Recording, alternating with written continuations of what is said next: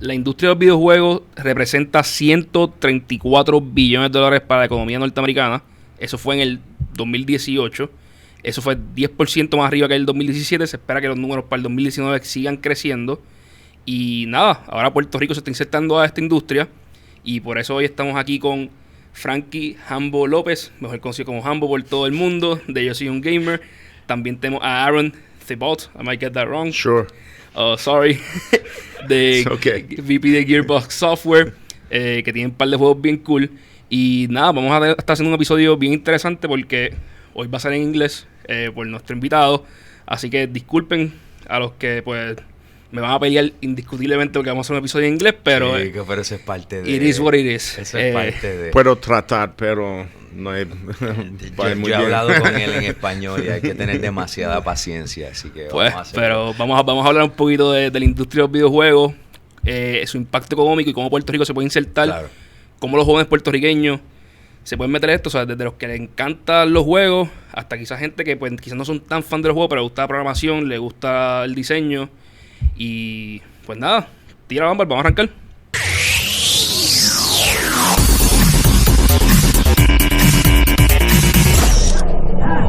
Ok, pues ahora estamos. Let's switch this to English. Hambo, how you doing? I'm doing great, man. I'm doing great. My voice is getting a lot better. It was horrible yesterday, but I'm doing great. I'm extremely happy to be here. I'm extremely happy to be with Aaron. Obviously, you've seen what's been going on in Puerto Rico. The governor, almost a month ago, stated that he wants to go into the gaming industry. And it was amazing, the reaction of the people and everything that happened so fast right after it. And I've been trying to get the industry here for the past 13 years. This is not the first time we've tried this. I've been listening to you in radio for forever, I think now. Just being like the main exponent of the industry and just trying to get people to look at this and look at the economics. And so what's going on? Like what's... For people who might have not seen what the governor did and what's doable. All right, so there's a big opportunity to work on. Let's do this gaming industry. Yes. Right under gaming industry, we're gonna divide it to the opportunities that we have at hand in Puerto Rico. There's two. One is esports, which is a worldwide trend. Is the second most watched sport in the world right now. Esports, for those who don't know, is simply you video and game I competitions, watching somebody competitions. playing somebody play a game. Professionally, right? Professionally, that's right. And sometimes you might think it doesn't make sense, but at the end of the day, if you played basketball when you were a kid, then you watch the NBA or Baloncesto Superior Nacional, and you see that, and you go like, yes, and people it's watch the same thing. And people watch the World Cup. Yeah, I know we were talking before this the Fortnite, and I watch people play Fortnite because it's a lot more fun watching people who play it than me dying constantly and being frustrated. Yes. Of course. So it's always like, oh my God, how did he do that? Kind of Exactly. like when you watch pro basketball players just dunking and doing 360. Yeah, and that's loops. amazing. And then you want to try it your own, yeah. Even though you might not reach the rim. But let me just interject. More people watch, I think it was the League of Legends competition than watch the Super Bowl. That's right. And that's amazing. Yeah. Also, when you come think about it, it's amazing. But it's because it became a worldwide sport. And I think that's grand.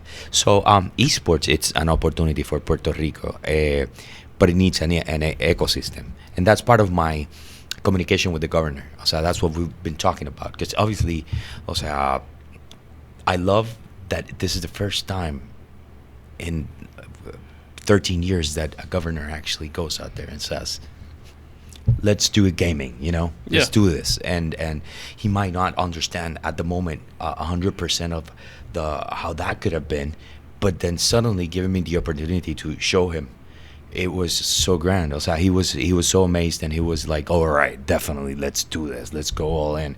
And his attitude, it's gonna help us get it through. But esports and game development. So in esports, how does it work for Puerto Rico? So are we looking to get competitive teams in the field and sponsor groups of people to play? Are we looking to create the next Twitch and build a platform that where people watch it? Where's the opportunity for Puerto Rico in this? First of all, we can do whatever we want. Yeah. Let's start with that. So there's got to be interest and there's got to be money and for investment. But there's a way to go at it. We could do leagues. We can get, like, for instance, and I know that this might be starting not out of budget for us, but Overwatch League team, it's 30 million. So if you got 30 million and you want to Overwatch team in Puerto Rico, well, yeah, let's talk to them and let's put one here, you know. But some of those teams now that that people bought into early, some of those teams are valued at like $200 million now. Oh God! Yeah. So the Overwatch League, it has teams like the NBA would. So there's a limited amount of teams that play in the league. Correct. Yeah, just like any league. Yeah. Okay, so for us to buy into that league, for us to get an investor or anybody who wants to get into that, it would have to pay anywhere from $30 to $200 million to buy a franchise. I don't actually know what the going rate is. Not right now, but that's how it started. So okay. Let's just say that. But that's huge. Yeah, it is. And now the Call of Duty League as well. I think it was 35 or 45 that they went in. This starting as well. And then are these leagues? Because I honestly did not know this. I follow the industry, but not as closely as you guys do. So does the Call of Duty League, is the owner the Call of Duty franchise? Or is there like an external There's a franchise? commissioner. So, for example, for Overwatch, the commissioner is Nate Nanzer, and he oversees it, just like a commissioner of any league overseas, and they sell the franchises. Okay. And those franchises participate in all the same things that you'd expect: licensing, distribution of broadcast. There's it's basically the same model. Nice. And if these leagues cost this amount and the teams cost this amount, I'm guessing the players are making bank as well. Yeah, Some of of them. course. Yeah. It's like everything. It's not the same thing to have the LeBron James type of money versus but again, you started something, and the cool thing about it is that there's an opportunity to someone that's good at a game. When I was 15, which was 14 years ago, my dad would see me and he would be like, you can't make a living out of doing that, stop doing that, go do something productive. If these teams cost this amount of money now, you can actually make a living from playing these games. Sure. Yeah, I guaranteed. And there are other tournaments, regional tournaments that people who aren't professional, sort of pro-am, go compete in, and they don't earn professional football player money, but it's sort of for fun, and they can earn enough to pay their way through college. Yeah. Nice. But at the same, and that's one model. Then you have other types, which are like regionals and events when there's not really a team and it's individual, as tennis, you might say. Yeah. And CrossFit, you have the games, and then you have all these small for events instance, going around. In October we have a First Attack, and that's a Capcom regional. So in other words, you want to be in the Capcom Cup, you have to come to Puerto Rico and participate in this event and make points in order to move forward. But you also make money, because hay dinero metálico. Okay. So in other words, you make money off it as well if you're a good player. If you place, if you place top X amount. Let's say top 10, let's say, you make some money, all right? And they have different games. So there's different models on how to make money in esports specifically. And obviously there's a lot of online matches and online stuff going on. So esports is an opportunity, but there's also an ecosystem that needs to be built. And that's one of the things that we've been talking to the governor about. And how do we build an ecosystem in Puerto Rico? Because we can bring events. Oh, hey, man, let's go talk to, let's say, I don't know, Fortnite. Let's go talk to Epic and tell them, like, hey, why don't you bring your finals cup to Puerto Rico? That's something that can be doable. But, you can do that, but you want Puerto Ricans to be a part of it as well. Yeah. So how do we get people excited about competing in esports? So. Cool. Yeah. And when we move on to, you said the other part of the equation was actually building video games. And yeah, man. That's to me, like when you talked about $134 billion in the gaming industry. This is worldwide, by the way. So it's worldwide. Okay. Sorry. Esport hasn't reached 1 billion yet, but it's the trend. It will get there this year, Yeah, specifically. I read 2019, it breaks the billion. But game development is an opportunity for Puerto Rico. Yeah, so the projection for 2019 is in the United States, $44 billion market. Wow. Yeah, it's been growing fast every year. Yeah, it kind of doubled for That's 10 just years, US. right? Well, I was just looking at the numbers from the ESA, and it looks like it's actually been less than 5 years since it doubled. Yeah, Wow. And so, and that's just US. Yeah. Yeah. and I know mobile is one of the biggest winners in this. It's growing really fast. Consoles are still growing fast, which surprised me when I was looking at the data, because consoles have been around for forever now. But how do you see a place like Puerto Rico getting into the industry and being able to grow with it? I think there are a number of ways. You know, so Gearbox has two lines of business. One of them is development. For 20 years, we've been kind of a player in the what we call the AAA game space. We started out doing standalone expansions for existing games. We built Halo. If you heard of Halo, we did Halo for PC and built our multiplayer. We worked early on in the Half-Life franchise from Valve. Fast forward, we started making our own intellectual property with Brothers in Arms, which is an authentic World War II game about brotherhood. Oh, did you? Yeah. Excellent. So it's very much about as close to authentic experience of being in a squad in World War II as possible. And from there, we went into sci-fi with Borderlands, and that's when I started at the company, working on the first Borderlands game. And we've continued to expand our intellectual property portfolio. The people who started the company had worked on Duke Nukem many years before, and we actually bought Duke Nukem, so that's one of our IPs now. The Homeworld franchise, when we bought that at auction from THQ and got a lot of positive feedback about how we've been treating that franchise. We really care about quality and reaching a lot of people with our games, but we're so talent driven, and when I started developing games, you could make one of the top competitors in the market with only 25, 30, 40 people, and now on our games we have more than 300 people who work in our games. And so where do you find the talent that customers demand? Right, we're not doing it just for its own sake. Customers have an expectation, players have an expectation that your game is going to be awesome and look great. And so you need artists and programmers and designers and writers and voice talent.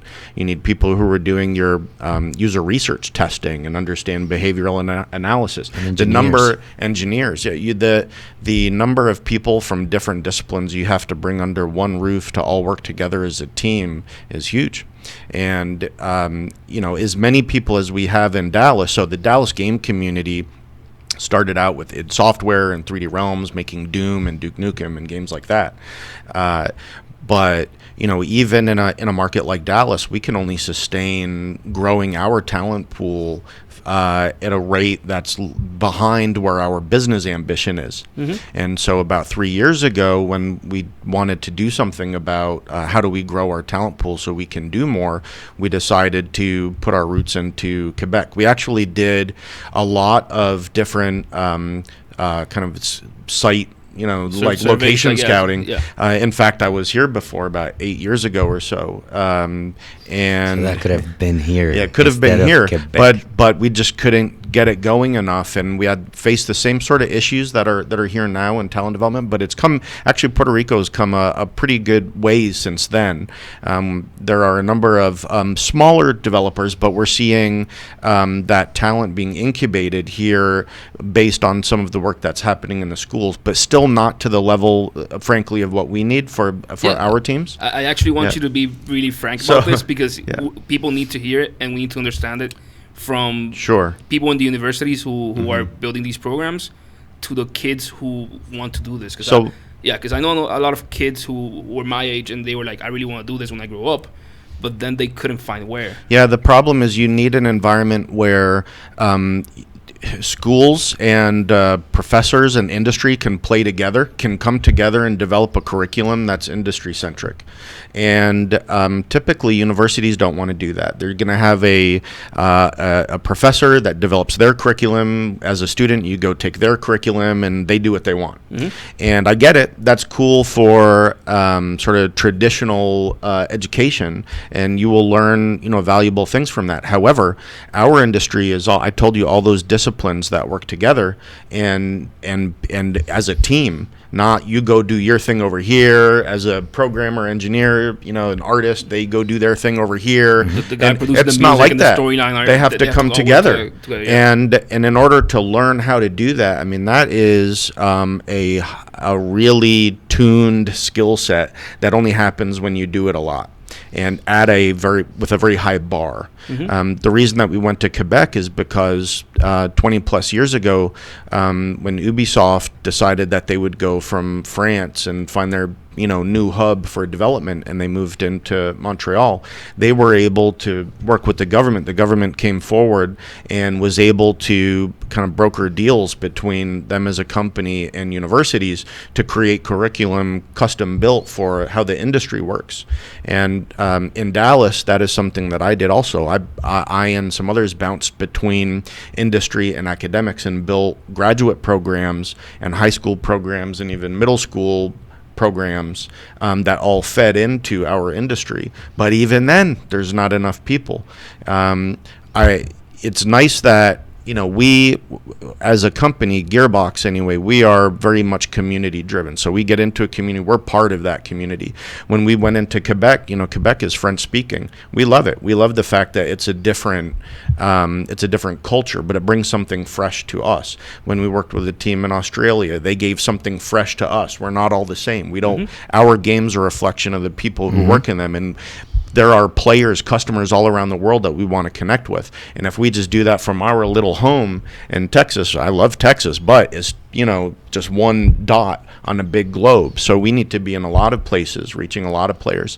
So I think that the opportunity here is if we can custom build something around how we and other companies like us in the industry work, it's a fresh approach to education and training and the type of content that we make.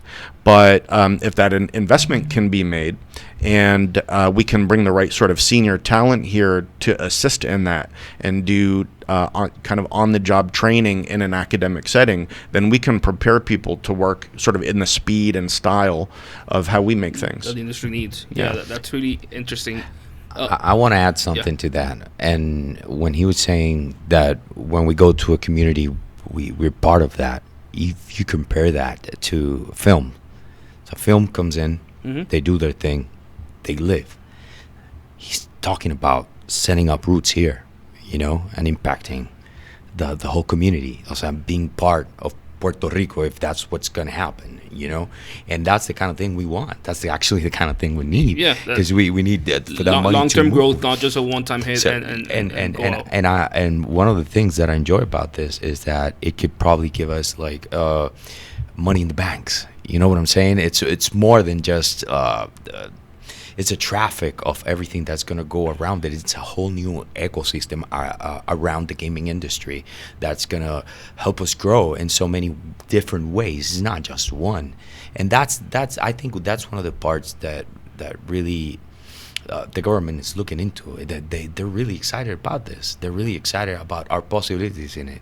And I'm excited that the incentives that we have right now are appealing, and that they are willing to do whatever it's needed to get them even better, and that's their attitude. And I trust me, I'm surprised. This is to me like, oh my God! I was every time that we've sat down with someone, what he just said, this is the exact message that was given to everyone, and everybody went like, we're gonna tackle that. We're gonna make sure we get that. We're gonna make sure that we make you. So we want you here. You don't. That's not normal, bro. This is something different. This is something different. It's a different moment. I think we're in a great time to actually get this going and making it happen. And I told Aaron, it's like, first of all, thank you for looking this way. I know I've talked to you a lot about Puerto Rico. Well, I came because you're here and you're a great mouthpiece for Puerto Rico as a place where something great could happen in games, since you've been at it so long. And frankly, I wouldn't have come if he hadn't grabbed me and said, hey, he hadn't told me about, this opportunity and the timing, because a big part of my job is thinking about our capability as a company, but we also have a lot of friends across the industry, and everybody's thinking about these same things. So we sort of share notes on locations and what the possibilities are. In fact, the people who make Fortnite Epic, the last time I was here, specifically around this, I guess about 8 years ago, we had Joe Kreiner, who's one of the heads of business there at Epic, was with me, and we were both excited about it. So if now's the time, and with Frankie being able to clearly communicate what's happening here, I think we're not the only company who would be interested. That's great. That's honestly really great, because we need job development and job creation. So we need to change our curriculums. The government needs to work with the public universities to change our curriculums so that they can align better to the industry. I think that's not only true for your industry, that's also true for, I come from the financial industry. Yeah. That's also true for the financial industry, because universities weren't teaching what I needed to know to actually go into banking. But where else will you go? Because the industry is very wide. Would you say, hey, let's concentrate in console game development, or let's concentrate on PC, let's concentrate on mobile? Right. Is there like a low hanging fruit that we can just go for? I get it. I get the question, but the thing is, it's hard to communicate just how much opportunity there is in the industry. So Gearbox, on the development side, we're console PC. And now that we have, new platforms that are more streaming based, we're very interested in those as well. I can't talk about things that we haven't announced, but we're always going after where the players are. Like, we don't like to be in a market that's shrinking. We want to be in one that's growing. We also have our publishing business. Now, on the publishing side, we're doing quite a few things that are different than what Gearbox Software does, and there are a lot of opportunities there too, with things that can go between console, PC, and handheld. There are other companies that make their bread and butter off of mobile development, and that's a huge market. I think that is a quicker path to entry. However, because the industry needs are different on the mobile side, as far as the size of the workforce that they would employ, the types of needs they have, the business model itself. Yeah. So, for example, in that mobile world, you have more free-to-play games, right? A lot of freemium. Probably what most of your listeners are more used to, right? You get a game for free, and now you have microtransactions. You start paying. Yeah, but the turnarounds are as well faster than. Right, very fast, more data-driven. So we're data-driven also. However, in that world, they are iterating daily. Yeah. So the data science of it has an impact on that more quick iteration schedule than what we do, where it takes us, many months to be able to release anything, really. Even like downloadable content, it's not microtransactions, but it's just that thing that we release later that is smaller, so you don't pay as much. Yeah, the packs, but it's still attached. Exactly, but it's still attached to the main title, the main product that you purchased. I can really only kind of speak to it from my point of view. For what we'd be looking for is, I think it's not the fastest thing, but what we would need to do is import some expensive talent. We would need to bring in some really top-notch senior masters in their fields and create a solid unit that you could then begin training people around. Is the framework in terms of incentives, because I know Act 2022, but for senior talent who's not completely equity driven, Act 22 might not make sense. You already have a company, so for just bringing the talent here, do we need some new incentives? We do. So that's an excellent point. I have to make a sales pitch to the people who I would want to bring. Yes. Yep. And come on, you're living in Texas, close to Dallas, probably because that's your headquarters. Right. It's nice, or in Quebec. They're nice. both nice. We've got Schools. the school. So Frisco. So we're in Frisco, Texas, about an hour north of Dallas. It's where Jerry Jones just moved the headquarters of the Dallas Cowboys, and it has one of the top performing public school districts in the country, and by virtue of that, in the world. And so for me to make the pitch, you're going to move from there to have your kid in school here. I've got to be able to make that pitch. Right now, that's a really hard pitch. Yes. And I know because I've talked to a lot of Act 20 companies that have moved to Puerto Rico, and people are like, yeah, Act 22 works for them. No. The mid-level to high-level executives and employees who have experience, who you would want to bring here, they get no incentives. Because you're coming here, you're paying the same tax rate. Yeah. Because you're paying Puerto Rican tax rate, which is as high as federal plus state tax, maybe even higher because you're in Texas. Right. Yeah, we have no state income tax, which is awesome. God bless. I didn't mean to make it a sales pitch for Texas, but there's a lot of really good benefits about Texas. Dude, I went to Texas a couple of months ago, and I loved Austin. I loved Dallas. And our streets are great. There's no potholes. Yes. The schools are wonderful. Okay, Aaron, that's enough.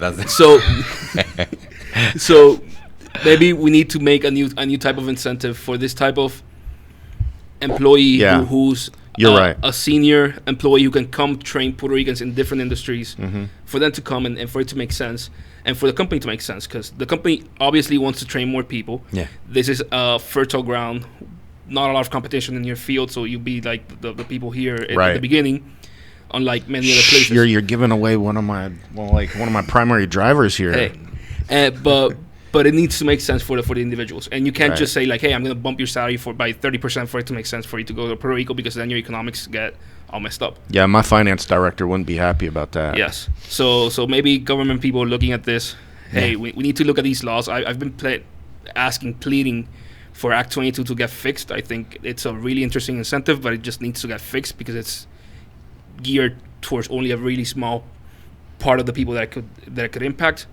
But we're bottom up, so I can't make. There is no move that gets made unless the people. So we're of the people. We are a community company, and that really reflects on how we work internally. Most tech companies are. Yeah. When you look at these startups and people are like, no, all the startups are gonna come here because Act 22 is just awesome for them. Yeah, but how are you gonna convince all those engineers to move from San Francisco to Puerto Rico? The fact that you can get an apartment here for half the price is not enough. Because those engineers are not senior the lifestyle that they're accustomed to doesn't really compare. It has to be more than that. Yes. Now, the island lifestyle, there is, this sort of utopian idea of what it would mean to be here, and it feels like paradise when you just, plop in on your plane, and now you're like around Condado, and that's one thing. But the view of what it would be to live here and work in the way we do, which can be high stress, which your family is going to be very supportive if you get here. Yeah. But it's a much bigger picture, and if you're paying a lot of money in taxes and you're maybe you have a less expensive home or apartment, maybe not. By the way, housing where I am is not too bad. But there has to be more to it. There's a misconception that real estate here is cheap. If you look at prime real estate, it's not cheap at all, at least at this point. Maybe it was 4 years ago. Yeah. But people who listen to this podcast, look at the podcast with Nick Pastrana and look at what he sends out about San Juan every month. He makes a market report of San Juan. Prices are going up, and they're going up fast. Yeah. Because there's not enough inventory. I'm going to tell you, like where I am, between $280,000 and $450,000, you're living in a beautiful, like 5-bedroom. A brand new house. Dude, 280 gets you here. I know a friend of mine who's buying an apartment for 280, and it's not that big. Yeah. But it all depends. At the end of the day, we've this conversation, especially this conversation, we've been having for 8 years now. Okay, and to tell you the truth, even though I understand and I think it's things that we can manage and we can tackle. Oh yeah, it's just a matter of looking at what we have, of getting the right people, of getting the right people from the government involved, and actually involved, like with decision power, and empowering them to, hey, let's see what you guys need, and let's tackle that, and that's maybe changing the incentives a little bit for the individuals, not as much for the corporations, but for the individuals, for it to make sense at an individual level. Yes. And it's possible. It's possible. I'm completely agree that it's possible. Well, I'm not going to take any more time. I know you have a busy schedule. Thanks for having me. Yeah, I enjoyed this. Thank you guys for coming. This was Economía con Calle, previamente en términos económicos. Recuerden que nos pueden buscar en YouTube, dennos follow en YouTube y den el botoncito para que les salga la campanita para que les recuerde. En Facebook nos pueden agregar, en Spotify, en cualquier otra plataforma de podcast, pero la de Spotify nueva está demente. Ellos la arreglaron y en verdad es oro. Así que usen Spotify, pichenle a Apple Music y toda esa cosa. Spotify está demente. Yo soy Edgardo Vicente y muchas gracias. Gracias a nuestros invitados de hoy. Claro que sí. Si Gracias están buscando, quick question. If you're in Puerto Rico today and you turn 18 next year and you're going to college and you want to work in the industry, top 3 universities. Can be in Canada, can be in the US. Oh, okay. Well, I'm going to be a little biased here because I ran it. Go But for it. The Guildhall at SMU, Southern Methodist University, Guildhall has like 100% placement rate for video games. Okay. Where's that located? That's in Dallas, where we are. SMU? Yeah, Okay. SMU. Yeah, that's one of them. I would say USC, University of Southern Okay, California's And you get great video football. game programs. Yeah, that's right. DigiPen in Seattle is excellent. DigiPen is a private university that was actually helped to be started by Nintendo. Okay. And it's very good. I can name a lot of them. There are a lot of good schools. But those are just a few. Those are. You know what? I'll tell you one that's very close. There are a couple that are close to you. One of them that's very nearby in Orlando is University of Central Florida. UCF has a specific program called FIA, FIEA, that was started by Electronic Arts with help from the state of Florida. Okay. And they're very good too. Yeah, but there are a lot. There are a lot of them. That's out what there. we need to do. We need to get in a university with help from the You industry. need something like the Guildhall, that number one that I mentioned Guildhall. here. The Guildhall at SMU, if we could start something like that here, and Gearbox and maybe other companies are a part of that, and we have the secret sauce there was, I'm biased. I ran it for 2 years, and one of my colleagues, but he left. He was here yesterday. David. Yeah, one of my colleagues actually was the one who got it going with the guys from id Software, like Tom Hall and Romero. Yeah. And Randy Pitchford, my boss, was one of the guys who helped get it going too, from Gearbox. But the keys there were bring the best from the industry, not to get them to stop making games, but rather to take what they know to mentor the next generation in making games. Yep. And doing something like that is connected at the hip with industry is the way to go. You're not going to get anything more current and relevant than that. Totally agree. Well, this was awesome. Thank you for the recommendations. I know a few kids will love this and not waste their time going to the wrong university, which is bad. I can tell from experience. So thank you.